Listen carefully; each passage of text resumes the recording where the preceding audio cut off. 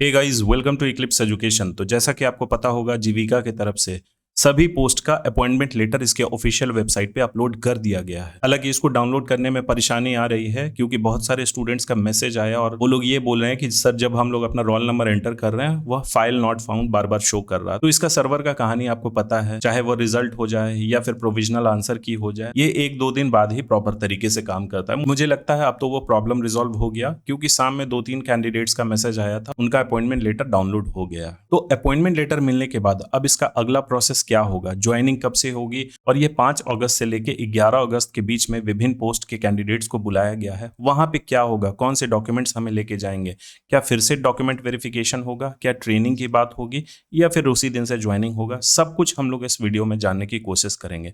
Video के and तक बने रहिएगा। मेरा नाम है अभिषेक, इक्लिप्स एजुकेशन में आपका स्वागत है। तो सबसे पहले हम लोग एक पुराना नोटिस देखते हैं जिसमें यह लिखा हुआ है, दीप नारायण सिंह क्षेत्रीय सहकारी प्रबंधन संस्थान शास्त्री नगर पटना 23 में जो भी डॉक्यूमेंट वेरिफिकेशन में 7 पोस्ट में सफल अभ्यर्थी थे उनको इस डेट में आना है, यानी कि 5/8/2026 को बीपीएम, एलएचएस और ऑफिस असिस्टेंट, 6 अगस्त को अकाउंटेंट और एरिया कोऑर्डिनेटर, 7 अगस्त को ब्लॉक आईटी एग्जीक्यूटिव और 10 और 11 अगस्त को कम्युनिटी कोऑर्डिनेटर। तो उस दिन ये कैंडिडेट्स जाएंगे, उनको क्या डॉक्यूमेंट्स लेके जाने हैं और उस दिन क्या होगा, सब कुछ अपॉइंटमेंट लेटर में मेंशन है। सबसे पहले सभी कैंडिडेट्स को कांग्रेचुलेशन, उनका सिलेक्शन हो गया है और अपॉइंटमेंट लेटर की कॉपी ये रही। ये एक ब्लॉक आईटी एग्जीक्यूटिव पोस्ट का है। तो एक स्टूडेंट ने मुझे भेजा है, इसीलिए मैं सोच रहा हूँ कि इसमें जितने भी पॉइंटर्स हैं वो आपको ईजी लैंग्वेज में समझा दूं। तो सबसे पहले आपके कॉन्ट्रैक्चुअल टर्म्स एंड कंडीशन के बारे में लिखा हुआ है, जो एडवर्टीजमेंट में था। अब इसको फिर से पढ़ने की जरूरत नहीं है। यहाँ पे सैलरी स्ट्रक्चर के बारे में लिखा हुआ है, जो भी पोस्ट का होगा। ब्लॉक आईटी एग्जीक्यूटिव का बेसिक पे 17,000 समथिंग है और इसमें एचआरए 20% बेसिक सैलरी का होगा, प्रोजेक्ट अलाउंस इतना मिलता है, ये सब चीज मेंशन है। इनके अलावा जैसा कि एडवर्टीजमेंट में मेंशन था, बीपीएम और ब्लॉक प्रोजेक्ट मैनेजर को शायद लैपटॉप मेंटेनेंस अलाउंस और सेल्फ लर्निंग अलाउंस ये होगा। बाकी बचे हुए पोस्ट में भी आप देख लीजिएगा लैपटॉप मेंटेनेंस अलाउंस मिलता है या नहीं। उसके बाद ये पॉइंट नंबर 5 में क्या लिखा हुआ है कि ये जो सैलरी है ये हर 2 साल में 2 बार रिवाइज किया जाएगा। तो देखिए, ये हर 2 साल में 2 बार रिवाइज करने का मतलब ये जब आप ज्वाइन करिएगा तभी आपको समझ में आएगा। अभी आपका प्रोबेशन पीरियड है, इस पे बहुत ज्यादा दिमाग लगाने की जरूरत नहीं। अब पॉइंट नंबर 7 देखते हैं। यहाँ देख सकते हैं group accidental insurance, mediclaim cover, travel allowance और डेली अलाउंस, ये सब चीज आपको प्रदान किए जाएंगे सोसाइटी के पॉलिसी के अकॉर्डिंग। अब देखिए, आपको मैंने पढ़ाया था जीविका के अंतर्गत, एक होता है फॉर्मल ऑर्गेनाइजेशन और दूसरा होता है इनफॉर्मल ऑर्गेनाइजेशन। तो ये फॉर्मल ऑर्गेनाइजेशन का उदाहरण है जिसमें आपको ये सब सोशल सिक्योरिटी बेनिफिट्स दिए जा रहे हैं। अगर आप इस ऑर्गेनाइजेशन के एम्प्लॉय हैं तो आपका ग्रुप एक्सीडेंटल इंश्योरेंस कवर किया जाएगा। किसी तरीके का कोई मेडिक्लेम आप लेते हैं वो भी आपको प्रदान किया जाएगा, लेकिन इनफॉर्मल ऑर्गेनाइजेशन में ये सब चीज नहीं रहता। अब पॉइंट नंबर 8 को हम लोग समझते हैं। कुछ स्टूडेंट्स को इसमें कंफ्यूजन हो रही थी एनुअल परफॉर्मेंस लिंक पे। अगर इसको आसान भाषा में बोलें तो यह बोनस है। बोनस क्या होता है? सैलरी के अलावा आपको एडिशनल मॉनेटरी बेनिफिट जो एक ही बार मिलता है एक फाइनेंशियल ईयर में। कॉर्पोरेट में या फिर किसी प्राइवेट ऑर्गेनाइजेशन में अगर आप लोग काम करते होंगे तो आपको ये बोनस मिलता होगा। वह बोनस डिपेंड करता है हर ऑर्गेनाइजेशन पे। हो सकता है किसी प्राइवेट कंपनी में आपको 1 मंथ का पूरा सैलरी मिल जाता होगा दिवाली के टाइम में, या फिर हो सकता है वह फाइनेंशियल ईयर एंड होने के समय आपको मिलता होगा। तो इनका जो कंडीशन है वो बोनस मिलने का, वो आपके बेसिक सैलरी का 0 to 30% वेरी करता है। अब ये डिसाइड कौन करता है कि भैया 0 to 30% में से 30% होगा या 10% होगा? तो आपके रिपोर्टिंग ऑफिसर, इस 7 पद में जो आपके रिपोर्टिंग ऑफिसर होंगे वो होंगे बीपीएम। बीपीएम के ही सारे इस चीज पे वो आपको रेट करते हैं आपके परफॉर्मेंस पे। अब रेटिंग सिस्टम इनका क्या है ये जब आप लोग ज्वाइन करिएगा वो आपको पता चल जाएगा। वो बेसिकली आपके परफॉर्मेंस को रेट करते हैं और उस रेटिंग के हिसाब से आपका 0 to 30% में बोनस डिसाइड होता है। बस यही चीज पॉइंट नंबर 8 में दिया गया है। पॉइंट नंबर 10 में दिया हुआ है कि आप जब आप ज्वाइन करते हैं तो आपका एक इंडक्शन होगा और एक ट्रेनिंग प्रोग्राम होगा। दोनों अलग चीज होते हैं, इंडक्शन और ट्रेनिंग।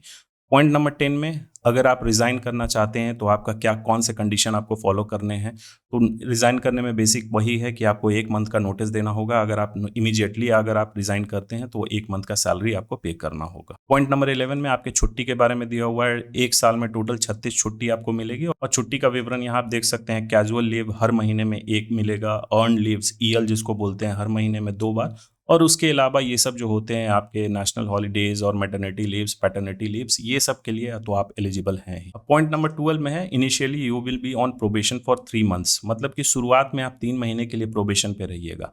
आपका प्रोबेशन पीरियड एक्सटेंड भी हो सकता है अगले 3 महीने के लिए अगर आपका परफॉर्मेंस सेटिस्फैक्ट्री नहीं है। तो भैया ध्यान रखिएगा कि आपको बहुत अच्छा परफॉर्म करना है शुरुआती के 3 महीने, तभी जाके आपका कन्फर्मेशन होगा, नहीं तो वो 3 महीने से हो सकता है 6 महीने हो जाए। पॉइंट नंबर 13 है कि आपको कहाँ पोस्टिंग मिलेगी। तो पोस्टिंग यूजुअली बिहार के अंदर ही होता है, लेकिन अगर ऐसी ज़रूरत पड़ी इस सोसाइटी को, BRLPS को, हो सकता है बिहार के बाहर भी वो आपको डिप्लॉय कर सकती है। पॉइंट नंबर 14, अगर आप किसी तरीके का गलत जानकारी देते हैं तो आपको तुरंत निष्कासित कर दिया जाएगा।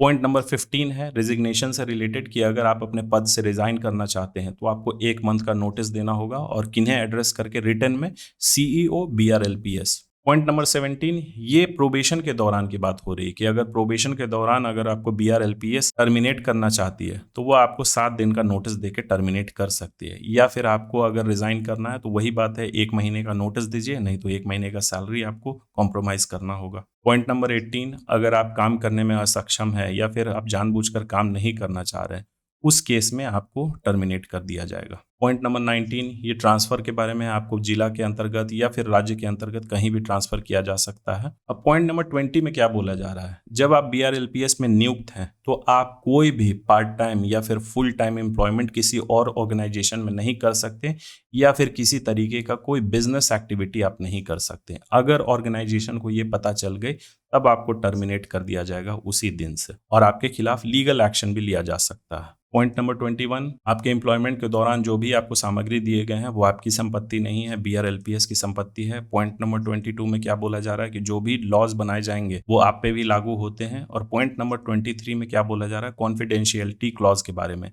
गोपनीयता जिसको बोलते हैं, कि आप ऑर्गेनाइजेशन का कोई भी इंफॉर्मेशन कहीं बाहर में आप पब्लिश नहीं कर सकते। ऐसा नहीं कि आपने ज्वाइन कर लिया और इधर से आप व्लॉगिंग चालू कर दिए कि भैया हाँ देखो गाइज आज मेरा डे 1 है वर्किंग में, आज ये हो रहा है, ये सब चीज़ आप नहीं कर सकते हैं। अगर इस तरीके का आप प्रैक्टिसेस करते हैं तो आपको तुरंत टर्मिनेट कर दिया जाएगा और साथ ही आपके ऊपर लीगल एक्शन भी लिया जाएगा। अब पॉइंट नंबर 25 देखते हैं, काफी इंटरेस्टिंग है। During the period of service you shall not stand as a candidate, canvass or campaign for or against any person in election of legislative bodies या फिर local bodies।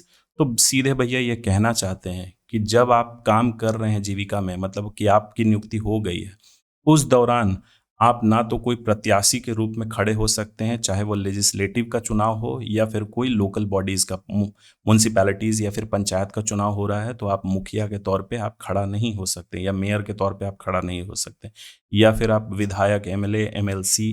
यहाँ पे ये सिर्फ लेजिस्लेटिव बॉडीज़ और लोकल बॉडीज़, यहाँ parliamentary bodies के बारे में, मतलब लोकसभा और राज्यसभा के बारे में उन्होंने मेंशन नहीं किया। तो खैर जोक्स अपार्ट, मतलब ये सब चीज़ आप नहीं कर सकते हैं, ना तो आप एज कैंडिडेट किसी भी इलेक्शन में, ना ही आप किसी पार्टी को सपोर्ट कर सकते हैं या फिर किसी प्रत्याशी को सपोर्ट कर सकते हैं।